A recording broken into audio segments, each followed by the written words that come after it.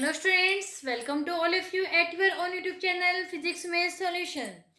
Today we discuss this circle chapter next sum. आज बच्चों हम सर्कल चैप्टर के जो मैथ्स का सर्कल चैप्टर हम करने लग रहे हैं उसके हम नेक्स्ट सम करेंगे बच्चों. अभी तक हमने इसके 6 सम तक किए हैं. ये एक्सरसाइज 10.2 है क्लास 10th की. कौन सी क्लास की? 10th क्लास की मैथ्स की. और बच्चों ये मत सोचना ये सिर्फ और सिर्फ 10th क्लास के लिए इम्पोर्टेंट है. ये हर एक कंपटीशन एग्जाम की जो तैयारी कर रहे हैं उन बच्चों के लिए सबके लिए इम्पोर्टेंट है. अभी तक हमने 6 सम तक किए हैं बच्चों. आज हम करेंगे 7th सम से स्टार्ट करेंगे. तो बच्चों आज के हमारे सम स्टार्ट करने से पहले हमारी वीडियो को लाइक कीजिए और शेयर कीजिए. चलिए स्टार्ट करते हैं. हमारा नेक्स्ट सम है 7th sum. Two concentric circles are of radii 5 centimetre and 3 centimetre. सबसे पहले तो बच्चों आपको पता होना चाहिए कॉन्सेंट्रिक सर्कल्स क्या होते हैं. कॉन्सेंट्रिक सर्कल्स वो सर्कल्स होते हैं बच्चों ऐसे दो सर्कल जिनके सेंटर पॉइंट क्या हो? सेम हो. जैसे कि लगा लीजिए एक सर्कल ये हो गया और एक सर्कल हो गया बच्चों ये. ऐसे सर्कल क्या कहलाते हैं? कंसेंट्रिक सर्कल जिनका सेंटर पॉइंट सेम है. हमने मान लिया वो पॉइंट है ओ पॉइंट. ओके बच्चों इन्होंने क्या कहा है? इनकी रेडियाई कितनी कितनी है? इसकी है 5 सेंटीमीटर एंड 3 सेंटीमीटर. यानी कि जो बड़े वाला सर्कल है इसकी रेडियस तो है बच्चों 5 सेंटीमीटर और जो छोटे वाला है इसकी है 3 सेंटीमीटर. ओके बच्चों अब आगे इन्होंने क्या कहा है? Find the length of the code of this larger circle which touch the smaller circle. आपको कोड की लेंथ बतानी है. किसकी लेंथ बतानी है? कोड की लेंथ बतानी है. वो मान लीजिए ए बी है. ये वाली मान लीजिए. जो बड़े सर्कल की तो क्या है बच्चों? कोड है. और छोटे सर्कल को क्या करती है? किसी पॉइंट पर टच करती है. मान लीजिए वो पॉइंट है पी. ए बी मान लीजिए कोड है. अब आपको पता है ये कितना दे रखा है. ये क्या है? बड़े सर्कल की रेडियस है which is equal to 5 centimetre. Okay ये भी क्या है? ये भी बड़े सर्कल की रेडियस है which is equal to 5 centimetre. Okay बच्चों अब हम क्या करेंगे? ओ यहाँ पर एक परपेंडिकुलर ड्रॉ कर देंगे. क्या होगा यहाँ पर? O P perpendicular to the A B. अगर ओ पी परपेंडिकुलर है ए बी पर इसका मतलब क्या है? O A P is a right angle triangle. क्या है? Triangle O A P is a right angle triangle. अगर बच्चों ये राइट एंगल ट्रायंगल है तो हम क्या करेंगे? हम इसमें पाइथागोरस थ्योरम का यूज करेंगे. बाय यूजिंग पाइथागोरस थ्योरम क्या क्या करेंगे? हम पाइथागोरस थ्योरम का यूज करेंगे. पाइथागोरस थ्योरम में क्या होता है बच्चों? हाइपोटेन्यूज का स्क्वायर इसका square is equal to perpendicular का स्क्वायर प्लस में बेस का स्क्वायर. यानी ओ ए का square is equal to O P का स्क्वायर प्लस में ए पी का स्क्वायर. हमें क्या निकालना है? हमें निकालना है बच्चों ए बी की लेंथ. ओके ओ ए कितना है बच्चों? ये है बड़े सर्कल की radius which is equal to 5 centimetre. OP क्या है बच्चों? ओपी को ध्यान से देखो ये परपेंडिकुलर जरूर है लेकिन ये छोटे सर्कल की रेडियस है जो किसके इक्वल है? 3 सेंटीमीटर के. किसके इक्वल है? 3 सेंटीमीटर के प्लस में A P square. 25 is equal to 9 plus में ए पी स्क्वायर. 25 माइनस में 9 is equal to A P square.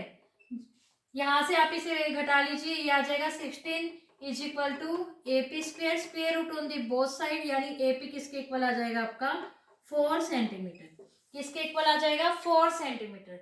अब आप लोगों को बच्चों एक थ्योरम और पढ़ी थी. आपने क्या थ्योरम पढ़ी थी? हमने पढ़ी थी जो परपेंडिकुलर होता है किसी भी टेंजेंट पर यानी अगर ये कोड है तो वो क्या करता है? वो परपेंडिकुलर इसको बाइसेक्ट करता है.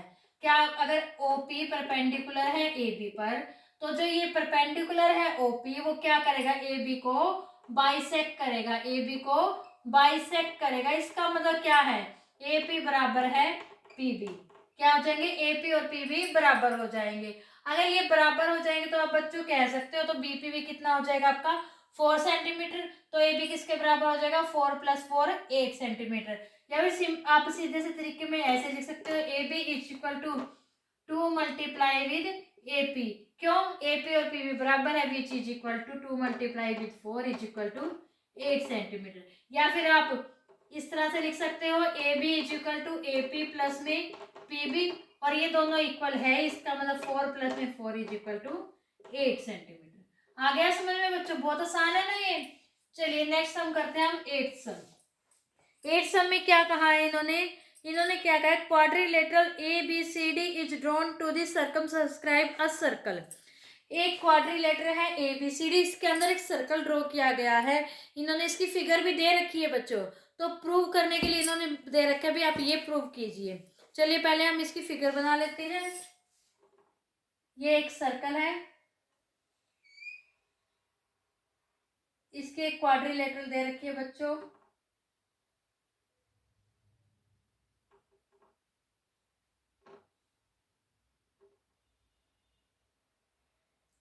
मान लीजिए कुछ ऐसी है, कैसी भी हो सकती है बच्चों, जरूरी नहीं है ये स्क्वायर की शेप में हो, कि वटएवर कोई भी शेप हो सकती है। इन्होंने अलग शेप दी हुई है बच्चों, मैंने यहाँ पे ऐसे ही बना दी है।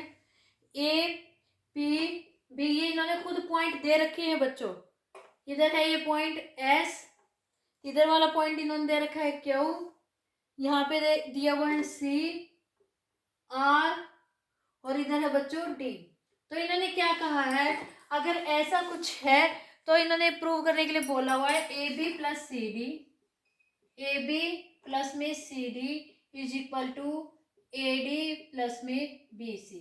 यानी कि ये साइड और ये साइड का जो सम है वो इस साइड और इस साइड के सम के इक्वल होगा। कैसे प्रूव करोगे बच्चों? बहुत आसान है, चलिए करते हैं हम। O क्या है? इसका सेंटर पॉइंट है। एक थ्योरम पढ़ी थी बच्चों आप लोगों ने, थ्योरम क्या, मैंने आपको पॉइंट्स भी बताए थे। क्या बताए थे? किसी एक्सटर्नल पॉइंट से अगर हम किसी एक सर्कल पर कितने टेंजेंट ड्रॉ कर सकते हैं? 2 टेंजेंट ड्रॉ कर सकते हैं किसी भी बाहरी पॉइंट से, और उन दोनों टेंजेंट्स की क्या होती है? लेंथ इक्वल होती है। याद आ रहा है ना बच्चों? इसका मतलब अगर डी वही एक्सटर्नल पॉइंट है और ये एक सर्कल है, तो डी आर और डी एस क्या है? 2 टेंजेंट है जो एक सर्कल पर ड्रॉ किए गए हैं। इसका मतलब ये दोनों के दोनों क्या होंगे? डी आर बराबर होगा डी एस के। आई बात समझ में बच्चों? सिमिलरली हम इसके लिए भी कह सकते हैं, सी एक एक्सटर्नल पॉइंट है, आर सी और सी क्यू क्या है? इसके टेंजेंट है, और इन दोनों की लेंथ क्या होगी? इक्वल होगी। क्या होगी? इक्वल होगी। इसका मतलब क्या है? आर सी बराबर होगा सी क्यू के। ओके बच्चों, सिमिलरली हम इस पॉइंट के लिए लिख सकते हैं और सिमिलरली इसके लिए लिख सकते हैं। चलिए बच्चों लिख लेते हैं हम, B P is equal to Q B, और सिमिलरली हम इसके लिए भी लिख सकते हैं, P A is equal to S A. Okay, इस तरह से हमारी क्या है बच्चों? 4 इक्वेशंस बन जाएगी। कैसे लिखा है हमने उस थ्योरम का यूज करके लिखा है। किसी भी एक्सटर्नल पॉइंट से अगर किसी सर्कल पर टेंजेंट ड्रॉ किए जाते हैं तो वो 2 ही टेंजेंट्स होते हैं, और दोनों के दोनों टेंजेंट्स की लेंथ क्या होती है? इक्वल होती है। चलिए बच्चों अब हम क्या करते हैं, इक्वेशन 1 प्लस 2 प्लस 3 प्लस 4 इन सबको जोड़ देते हैं। यानी डी आर प्लस में आर सी प्लस में बी पी प्लस में P A is equal to D S plus में सी क्यू प्लस में क्यू बी प्लस में एस ए। ओके बच्चों, अब आप ध्यान करो, डी आर और R C, D R R C किसके बराबर है बच्चों? किसके बराबर है? सी डी के। प्लस में B P P A, B P P A किसके बराबर है बच्चों? ए बी के बराबर। Is equal to D S S A, ये दोनों किसके बराबर है बच्चों? डी एस एस ए बराबर है बच्चों ए डी के। प्लस में सी क्यू क्यू बी किसके बराबर है? बी सी के बराबर।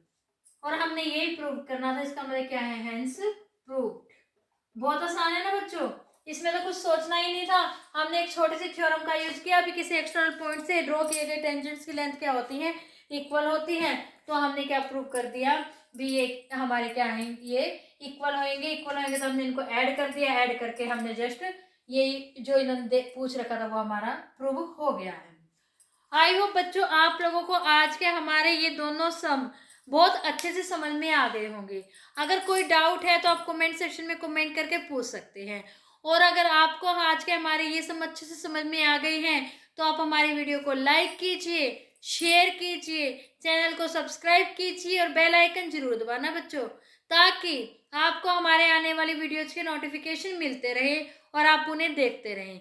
तो बच्चों तब तक के लिए good bye, take care, thank you so much बच्चों।